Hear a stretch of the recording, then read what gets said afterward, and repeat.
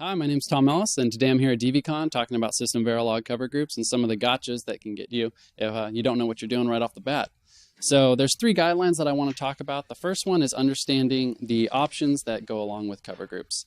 So the two we talk about in the paper are the per instance option and the merge instances option. The per instance option, and we have some examples of how these each work here, basically controls whether or not you get instance information. Typically we see it used as more of a debug tool. Whereas the merge instances option actually dictates how coverage gets calculated. And you have the option of either doing a weighted average merge of your cover group instances or a union merge.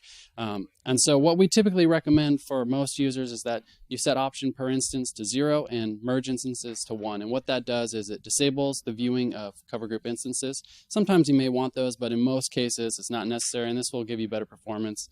And then also merge instances to 1 tells the tool to do a union merge of the cover group, so you actually get all the coverage that you collected rather than the weighted average.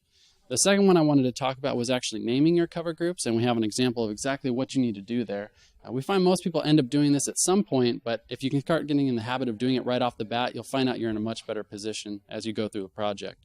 And essentially what happens is if you don't name your instances, the LRMs dictates that the tool gets to decide what those instance names become, so you get some obscure tool generated name. Whereas if you actually take the effort of putting in the name yourself, you can easily determine what those instances are based on the names that you've generated. And then the final thing I wanted to talk about was auto bin expansion. So when you go and create crosses, you cross several cover points together. If you don't dictate to the tool what those bins need to be created, what will happen is the tool will automatically generate those bins. And so you can end up with an explosion of bins because it's just taking all of those bins and crossing them together. So what we recommend is that you explicitly name those bins whenever you can. And that will allow you to not only get better verification cycles, but make sure that you avoid that explosion of bins.